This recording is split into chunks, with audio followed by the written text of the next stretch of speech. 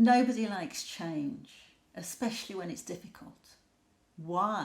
Well, we like our life to stay the same, don't we? Because staying the same makes us feel comfortable. And being comfortable means that we know what to expect, we know how we're likely to react to different situations, even if it's not perfect or even if it's far from perfect. But to change, we need to think differently, which is going to push us out of our comfort zone.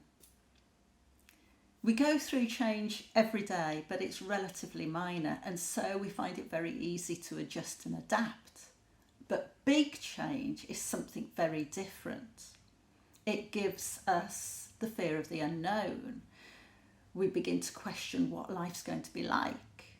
Is life going to be better? Are we going to be happier? Are we going to be able to find that new normal again? And most of us have experienced difficult change, perhaps separation, bereavement, a diagnosis, for example. And a difficult change is when we have to really dig deep and search for and search through the difficult thoughts and feelings that we're having. But what happens when our life is thrown into total turmoil? When our life, the lives of our friends and our family are turned upside down and are on the line? The Russia-Ukraine war that started in 2022 is a perfect example of this. I've experienced difficult change, but I've never experienced something like this, and I hope I never will. We get a flavour of it through the media, don't we? But seeing your country, your home being destroyed, having to flee for your life, and maybe having to leave loved ones behind is something totally different. But any significant change is going to create turmoil for you. And this may send you through an experience of 5 stages of grief and loss that Elizabeth Kubler-Ross talks about in her research in the 1960s around death and dying.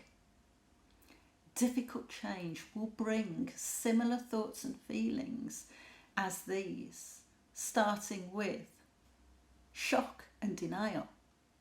And this can affect you in the most unusual ways. Your reactions to being thrown into the fight, flight or freeze mode. You may feel totally confused and have no vision of what life is going to be like. Or perhaps you have a very clear focus for perhaps a short period of time. Stage 2 is disbelief. This might give you feelings of anger, frustration, trying to find a reason why it's happened. Maybe looking for a second diagnosis or a second opinion. Trying to find a blame or bargaining with yourself around the situation and conjuring up the what ifs and the should have beens. And if we're not careful, we can be pulled down within ourselves into the depression stage, into very negative thoughts and feelings, making it very difficult for us to see what can be done about the situation, the realisation of it, and how we can start creating our new normal for ourselves. And the problem comes is when we can't shift those negative thoughts and feelings, the negative mindset, the anger, the frustration, the resentment. And the problem with these negative thoughts and feelings is they can linger, they can fester and they can grow. And something that starts off quite small can grow into something massive and take over the whole of your life. So it's important to start finding your way through all of these negative thoughts and feelings as soon as you can. Having said that, you also need to give yourself time. Time to adjust, time to soak up the information, time to be at one with your thoughts and your feelings, because this will then lead on to acknowledgement and acceptance of the situation that you are in and help you move into the realization stage and finding your new normal. I want to share with you 3 tips that help my clients and me when going through difficult change in your life. So, tip 1, breathe. Now, I know this might sound silly because we're breathing all of the time, but being able to breathe properly and deeply is really important, because when we're in times of difficult change, anxiety and stress, we tend to breathe very shallowly with short breaths. And in the long term, we're basically starving our body of the much needed oxygen to keep our bodies healthy and alive and thriving. Breathing will also aid relaxation and also focus, so that you can really focus on how you're going to get through this difficult time and find the right solutions to be able to create your new normal for yourself. Tip 2, acknowledging and accepting your thoughts and feelings. However difficult your thoughts and your feelings might be, it's important to acknowledge them and understand them for what they are.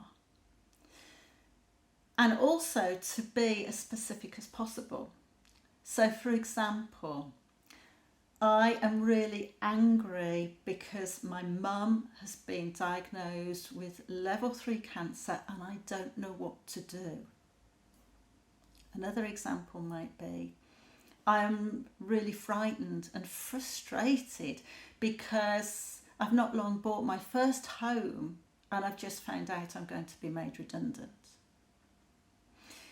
So being as specific as possible will help you understand your thoughts and feelings a lot more easily, so that you can start to find the right solutions, the right thoughts, processes to change those feelings, so that you can start moving towards your new normal more easily.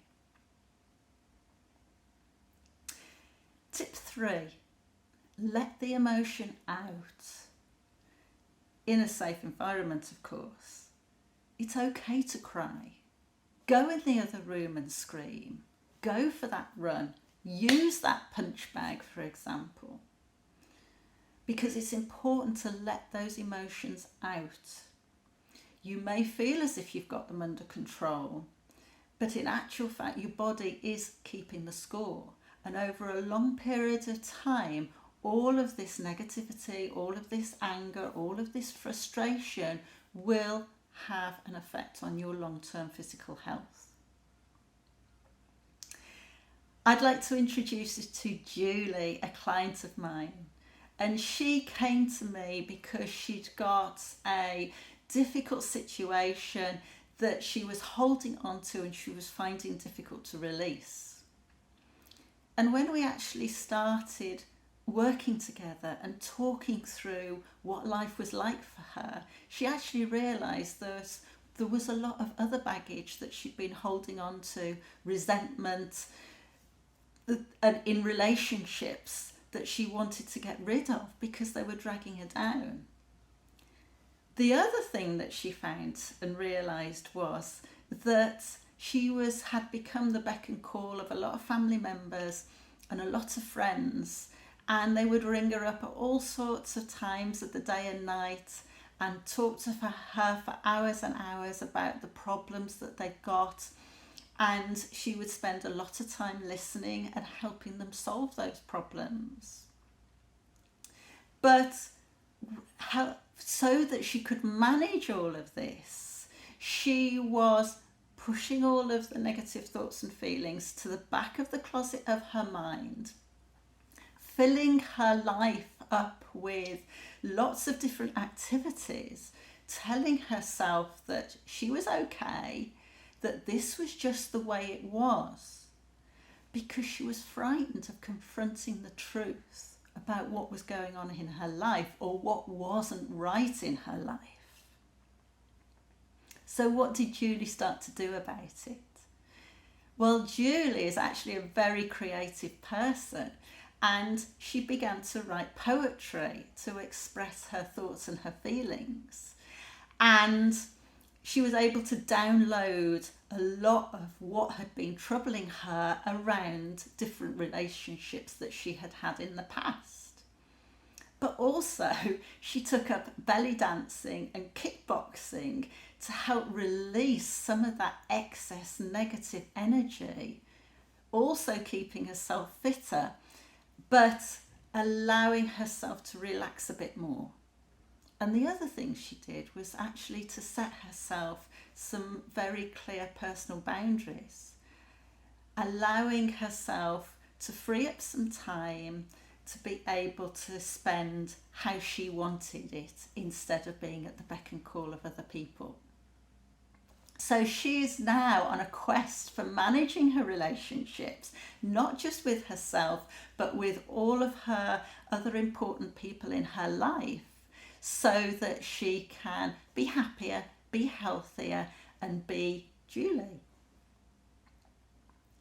But before I go, I just want to say that however difficult the change you're going through is, you are likely to feel very alone and very lonely. But remember, you're not alone. So subscribe to my channel, leave a comment, and also share this with somebody else who might benefit from just spending a few minutes listening in. Thank you very much. I'm Kath Lloyd, helping families to end sadness and restore happiness after a difficult change in their life.